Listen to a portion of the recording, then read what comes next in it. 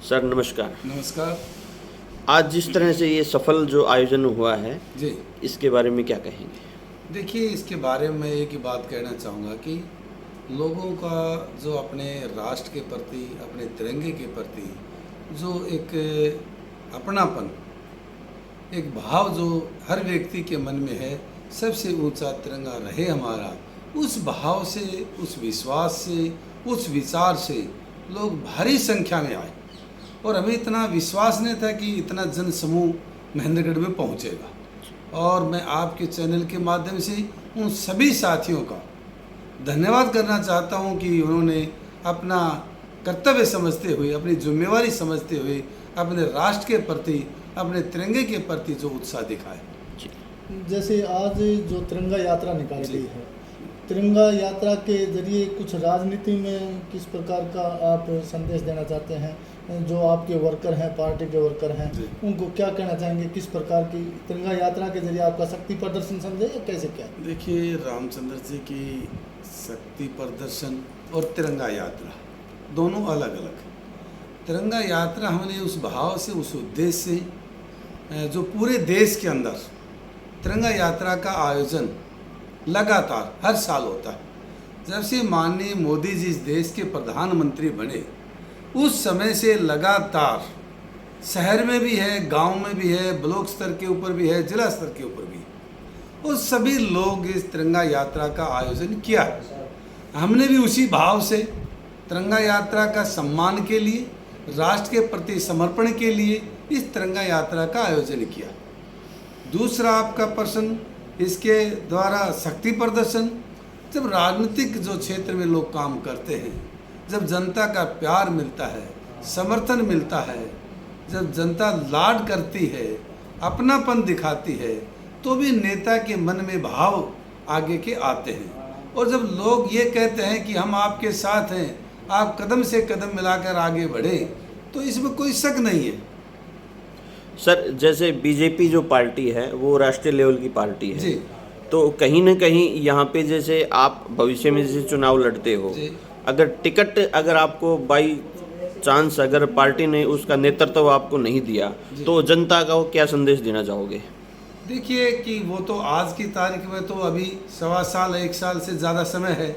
आज के दिन तो मैं ऐसी कोई बात कह नहीं सकता जी।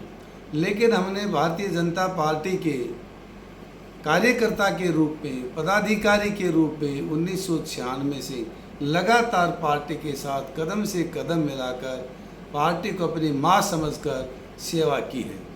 रही बात टिकट मिलना नहीं मिलना, वो तो समय बताएगा जी। उस समय की हालात क्या हैं, पार्टी का विचार क्या है, लोगों का विचार क्या है, उस हिसाब से चलेंगे। तो जैसे चर्चा है लोगों की, यदि पार्टी टिकट नहीं देती है तो चुनाव लड़ा जाएगा या नहीं लड़ा जाएगा? जैसे पार्टी में रामविलास शर्मा बड़े नेता हैं, पार्टी के दिग्गज नेता हैं, तो क्या पार्टी उनकी टिकट को इग्नोर कर सकती है? देखिए, इस विषय में तो मैं क्या कह सकता हूँ, पार्टी के वरिष्ठ नेता हैं, इसमें तो कोई शक ही नहीं है। लेकिन टिकट नहीं देंगे तो हम क्या करेंगे, ये तो जन भावनाओं के ऊपर आधारित है। लोगों के विचार क्या हैं, लोग क्या चाहते हैं, उस हिसाब से तय होगा। जी।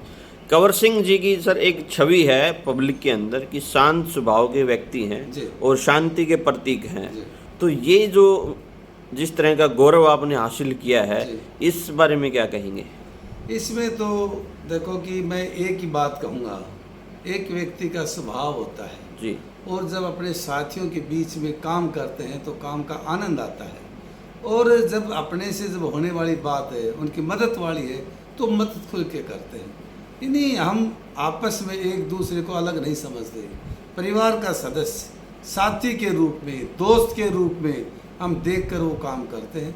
उस टाइम हम ये, हमारे दिमाग में ये भाव कभी भी पैदा नहीं होता जो मेरे सामने जो काम कर रहा है किस जाति का है जी। हमारे लिए 36 बिरादरी के लोग अपने हैं, अपने साथी हैं, अपने परिवार के लोग हैं। इस भाव से हम काम करते हैं। तो महेंद्रगढ़ में किस प्रकार में विकास में कमी रही? आप पूरे 2 बार जिला अध्यक्ष भी रहे हैं, रूलिंग पार्टी में भी जिला अध्यक्ष रहे हैं, तो आप क्या मानते हैं कार्यकर्ता की किस प्रकार की कमियां खली जिससे कि प्रोफेसर रामविलास शर्मा चुनाव हारे? जैसे 83,000 के आसपास वोट आए थे, और एकदम पार्टी इतने पिछले पायदान पे गई? देखिए 2013 में मैं भारतीय जनता पार्टी का जिलाध्यक्ष रहा। उस समय 4 की 4 विधानसभा यहाँ से जीते, लोकसभा यहाँ से जीते। माननीय रामविलास जी शर्मा यहाँ से भारी बहुमत से जीतकर कैबिनेट मंत्री बने। कई महकमे इनके पास थे जी। और तब विकास नहीं हुआ और विकास नहीं करवाया, वो तो शर्मा जी जिम्मेवार हैं जी। लेकिन उस समय भी हमारे दिमाग में एक विचार था कि महेंद्रगढ़ को सबसे सुंदर शहर बनाएंगे, महेंद्रगढ़ को विकास की दृष्टि पे 1 नंबर पर बनाएंगे, लेकिन हम वो कर नहीं पाए। जैसे मुख्यमंत्री जी यहाँ पर काफ़ी घोषणाएं करके गए हैं, IMT का जो बड़ा मामला है उसका शिलान्यास भी कर दिया, पूरा काम कर दिया, तो ये कहीं ना कहीं पार्टी की कमी मानते हैं या मुख्यमंत्री जी की अपनी कोई निजी इसमें सोच है? किस प्रकार से ये कामयाब मानते हैं? एक तो मैं आपके चैनल के माध्यम से ये संदेश देना चाहूँगा कि खुडाना के अंदर IMT अवश्य बनेगी और बहुत जल्दी इस पे विचार होने लग रहा है। माननीय मुख्यमंत्री जी ने जो घोषणा की है वो काम अवश्य होगा।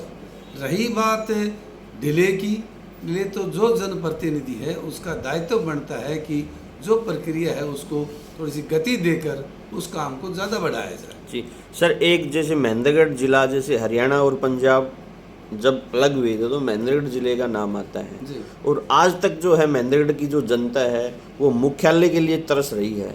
तो आप सरकार में हो, आप सरकार के नुमाइंदे हो, तो इस मामले में आप किस तरह गंभीरता से लेते हो? एक हमारा तो एक ही विचार है कि महेंद्रगढ़ जो जिला है मुख्यालय महेंद्रगढ़ होना चाहिए जी। यदि नारनौल को भी बनाना है तो हमें कोई एतराज़ नहीं है जी। और ये हमारी मांग है और हम इसमें कई बार विचार विमर्श भी हुआ है, लेकिन हम इसको करवा नहीं पा रहे हैं अभी जी। इसमें कमी है, इस बात में हमारी में कमी है जो नहीं करवा पाए, लेकिन हमारे दिमाग में ये बात अवश्य है कि महेंद्रगढ़ को भी जिला मुख्यालय बनाया जाए। जी। तो आप राजनीति में किस आधार को लेकर आगे बढ़ेंगे? किस प्रकार की खामियां हैं आपकी? मुख्य जो आगे काम करने की गतिविधि है किस प्रकार की रहेगी जो पीछे सरकार में कमियां रही? मेरा एक ही सपना है कि महेंद्रगढ़ को बहुत साफ सुथरा सुंदर विकास की दृष्टि से पूरे ज़िले में नहीं पूरे हरियाणा में 1 नंबर का रहे। गांव के जो सड़क है वो बहुत अच्छी सड़कें रहे, पानी की व्यवस्था ठीक रहे, नगर में सीवरेज बिजली की व्यवस्था ठीक रहे। ये सब बातें को हमारे दिमाग में है, विचार है और अवसर मिलने के ऊपर इन कामों पर हम ज़रूर करवाएंगे। जी सर, एक जनता का सवाल और है, आज कंवर सिंह जी जिस तरह से पोजीशन में हैं और जिस तरह का आज माहौल है, तो अपना जो प्रतिद्वंदी है, आप हालिया विधायक रावदान सिंह जी को मानते हैं या संदीप जो SDM है उनको मानते हैं या पूर्व शिक्षा मंत्री रामविलास शर्मा जी को मानते हैं? देखिए शर्मा जी की बात हो तो हमारे अपने पार्टी में ही है जी। बीजेपी के वरिष्ठ नेता हैं जी। उनका तो कंपटीशन में मानने का सवाल ही नहीं है जी। रही बात दान सिंह को इस टर्म में भी 4 साल हो गए 4 साल के दौरान में कोई मांग रखी हो, कोई मांग उठाई हो, कोई सरकार का विरोध किया हो, ये काम नहीं हो रहा, उसको अपने काम में फुर्सत नहीं है। जी। रही बात संदीप की, संदीप ये ठीक है भाई किस तरह से उनको इतना वोट मिला है, विरोध का मिला है, काम नहीं हुई इसलिए मिला है, जो दोनों से नाराज़ थे इसलिए मिला है, लेकिन वो तो समय बताए कि जब अपने को उस विचार के अंदर आएंगे तब पता लगेगा कि हमारा कंपटीशन किससे। तो महेंद्रगढ़ की राजनीति जातीय समीकरण पर भी वोट की राजनीति आधारित है, इस बात में कोई शक नहीं है। तो किस प्रकार से किस जाति के कितने वोट हैं, मतदाता किस प्रकार से, जैसे आपने आकलन किया होगा, तो उसके बारे में आप क्या कहेंगे? मैं नहीं समझता महेंद्रगढ़ की जनता जातीय समीकरण के ऊपर अपना विचार करते होंगे। यदि जातीय समीकरण की बात होती तो संदीप को इतना वोट नहीं मिलता। यदि जातीय समीकरण की बात होती तो 5 बार रामविलास शर्मा विधायक नहीं बनते। ये तो लोगों के दिल जीतने की बात है, लोगों के अपनापन दिखाने की बात है, लोगों को काम करके अपना विचार आगे बढ़ाने की बात है। सर, जैसे आपने कहा कि मुख्यमंत्री जी जो घोषणा करते हैं वो 101% इम्प्लीमेंट होती है धरातल पे, तो एक जैसे मांग है अपना सब डिपो, आपकी सरकार है, तो ये इतने दिन से सर विचाराधीन है, अब तक उसमें दिमक भी लग चुकी है, इस मामले में क्या कहेंगे? इसकी बात हमने अभी 13 तारीख को भी रखा है। 13 तारीख को माननीय मुख्यमंत्री जी ने सबको बुलाया था जी ये अड़चन नहीं है, इसमें भी अभी विभाग द्वारा कोई न कोई लापरवाही है जिनको हम समझ नहीं पाए। जी आपकी पूरा जब काम सिस्टम सही है और जब सब डिपो चालू ही करना है, बन तो गया ही, चालू करना है जी लेकिन चालू नहीं करने के पीछे राज क्या है ये हम समझ नहीं पाए हैं। इसके लिए हमने मुख्यमंत्री जी से भी कहा है, निवेदन किया है, लोगों को सुविधा के लिए सब डिपो चालू किया जाए। जैसे मुख्यमंत्री जी के सामने सब डिपो की बात बार बार जा चुकी, धरना प्रदर्शन हो चुका है, क्या मुख्यमंत्री इतने कमजोर हैं, क्या अधिकारियों के ऊपर हावी हो गए हैं? ऐसी बात नहीं है, ऐसी बात नहीं है। मुख्यमंत्री जी के नॉलेज में है, लेकिन कोई न कोई बात इसमें अंदरूनी क्या बात है ये मैं आपको बता नहीं सकता, वो मेरे भी ध्यान में नहीं है, आखिर है वो क्या बात। जी सर, एक मुद्दा विशेष है और अंतिम सवाल हमारा कि CET कॉमन एलिजिबिलिटी टेस्ट जो हरियाणा सरकार ने अभी लागू किया है बेरोजगार बच्चों के साथ, जी। इसका जो है अभी तक कोई व्यवस्था है वो लागू नहीं हो पाई है, कभी टेस्ट बनते हैं कभी नहीं बनते हैं, तो इस मामले में थोड़ा पेच फंसा हुआ है बेरोजगार बच्चों के लिए। तो ये जो CET का जो मामला है क्या ये सोल्व हो पाएगा? बिल्कुल, मुख्यमंत्री जी इसके ऊपर बड़ी चिंता से लगे हुए हैं और बहुत जल्दी इसका समाधान करेंगे। और आने वाले समय में भी दक्षिणी हरियाणा में विशेष तौर से पीछे भी 14 से 19 तक सबसे ज़्यादा बच्चे लगे, क्योंकि हमारे बच्चे पढ़ने में लिखने में फिजिकल बहुत तैयारी करते हैं। और इस बार भी मुख्यमंत्री जी का इरादा है कम से कम भी 30-40 हज़ार बच्चों को रोज़गार देंगे और जो प्रक्रिया में जो बाधाएं हैं उन बाधाओं को दूर करके बहुत जल्दी उस लक्ष्य को हासिल करेंगे। जी सर, आपने बातचीत की, बहुत बहुत धन्यवाद। धन्यवाद।